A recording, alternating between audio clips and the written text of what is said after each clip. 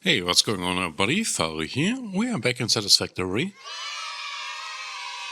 Let's see what our milestones are. We want to focus on coal power, so to get a coal power generator, no longer need mass biofuel. So let's focus on this milestone. 150 reinforced iron plates, 50 rotors and 500 cables. We got 82 plates so far, and we got enough rotors. And here we go, we got all the resources needed, so let's put them in. And here we go, let's press a button. Milestone reached. Power production can now be fully automated by burning coal, which has been added to the resource scanner. Water is also necessary to run the coal-powered generator and will require a network of pipelines to be transported from a water source. To assist with locating and identifying water, Fixit has compiled this guide. Water is a somewhat reflective liquid and it may have thick vegetation growing nearby. To test if something is water, try touching it. If it is not solid and does not corrode your suit, it is probably water. Interesting description of water. So let's see what we're going to need. For water extractors we need copper sheets, so we need to make them as well. For coal power we need more advanced plates, more reinforced iron plates, rotors and cables. Reinforced iron plates are the issue. Other than that, it is fine. And we have to figure out how to make copper sheets. Copper sheets got apparently added to the constructor, so we can automate this.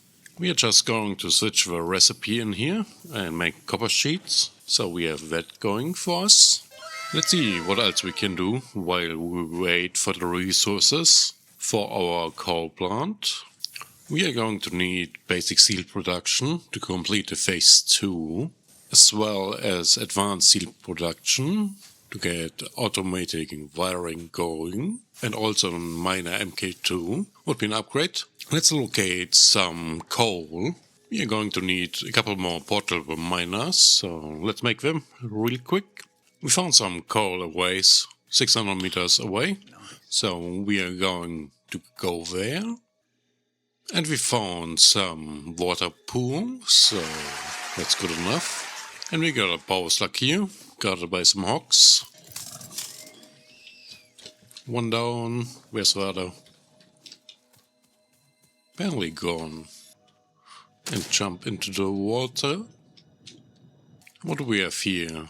More rock quartz. Found our first coal node, but it's got it. Take him down. Here we go. Oh, it's a double node actually. Let's get the miners going. Oh, we need to bring energy all the way out here. Here's another coal node, which is also guarded by two of them. One down. Second one is down. Get another miner going. Oh, this is the coal node where the rock is on top. What do we have here? We found a baking, a carrick. Potential edible collected. Reminder that look and smell alone do not provide sufficient data to determine exact risk of consumption. Just because it looks like you can eat it does not mean it won't eat you. Research it in the MAM to establish classification and potential application. Okay, so we can going to research it. Now we brought energy all the way out of here. So let's hook them up and see what we can do with it. For the moment we are just going to store the coal in some storage for the power plants later on. Another one down. And here we go. We brought it back in. And the first coal is already coming in. So we have some storage going. And our grid shut down. Well, that's not good. Let's have a look at our electricity. Oh, we have max consumption over 300 now, megawatts. Let's put it back on and see what happens. Our capacity is 310 and max consumption is 333. Let's see if it shuts down again. It seems it works just fine for the moment. Let's research what we can.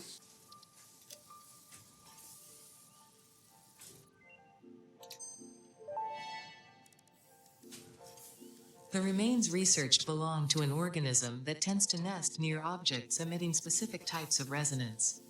Spitters are called as such due to their ability to create and spit plasma across long distances. Spitter remains can now be made into alien protein, and additional research may reveal options for improving Pioneer safety during exploration.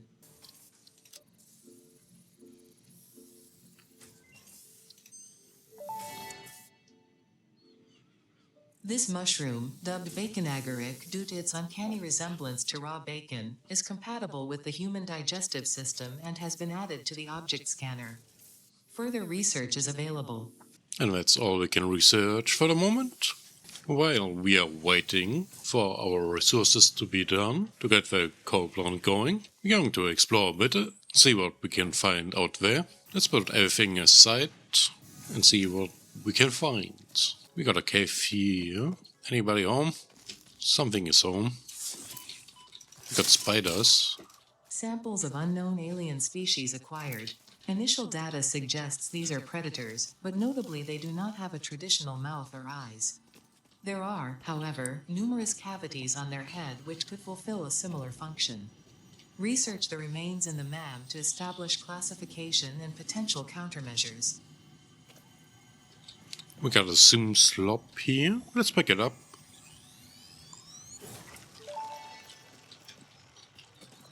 The Summer Sloop was named after Marie Somerville, co-founder of Fixit and head of its R&D department. There are many theories about the origin of this shape and why this symbol mathematically resembling a Mobius strip has found its way to both human and extraterrestrial culture. Thankfully, you don't need to know any of these theories to be a pioneer. Research it in the MAM to establish locally appropriate classification and application. Fun fact: the planet you are on was found and named during a planet spotting event Marie hosted named Marie's Awesome Scientific Search of the Avant-Garde Exoplanets. Let's see what else we can find. Someone is attacking us. We found like a bigger rush hawk. Oh, we are down. And we are back. Our friend is coming back. It's running circles around us. And we got him down. Nice. Hawk remains 3. Oh, just a bigger hawk. No new species, sadly. More regular hawks. That was the second one. One down. Where's the other? And also down. We have water as nodes. Interesting. Water pure. Yeah, just water nodes. Got another hawk here, guarding a power slug. Let's get a power slug regardless. Okay, the hawk spotted us. Take down the hawk real quick. Here we go. Stone. Get the power slug. Here we go. What do we have here? Oh, here a bunch of more spiders. Here we go. We got them down. Seems like they are protecting a power slug. Let's get the power slug. And here we go. Oh, hey, more spiders. Guess we're gonna leave. Don't have the HP to deal with them. Oh, they're still chasing us. What do we have here? A Mercer sphere. Witness a single strand of the tapestry. The effigy has no song, only echoes, but it is part of a river. Why does the effigy avoid the windows? Attention! Your brain's operations are outside typical parameters. Time spent daydreaming will be deducted from your sustenance budget. Let's research what we found.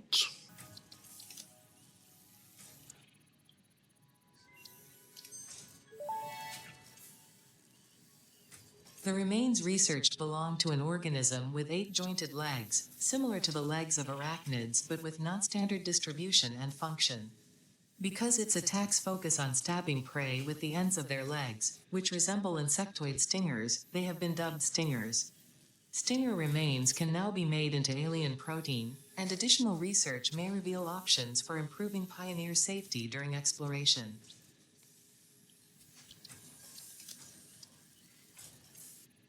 Let's get this loop going.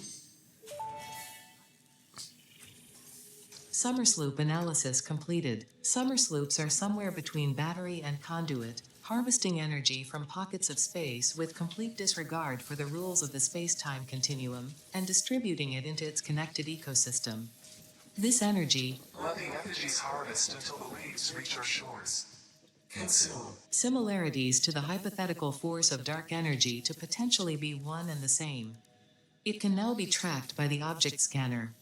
Let's make ourselves an object scanner. We need some reinforced iron plates, some wires, and some screws. And here we go. We got ourselves an object scanner. Let's see how it works.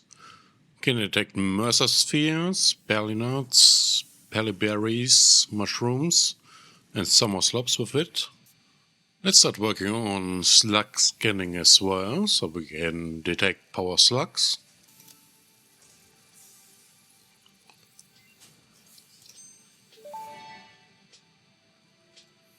Power slugs extract latent energy from their surroundings to sustain themselves. By tuning the object scanner to the particular potential energy signature, it is now able to locate them against the background environmental static. Okay, so we can now detect power slugs as well. Let's use the power slug which we got and put them into some power shards so we can overclock our screw factory. Put one in here and scale it up. So hopefully we're getting more screws now per minute. Let's have a look what we can focus on for the moment. Let's make some protein and see what we can do with that.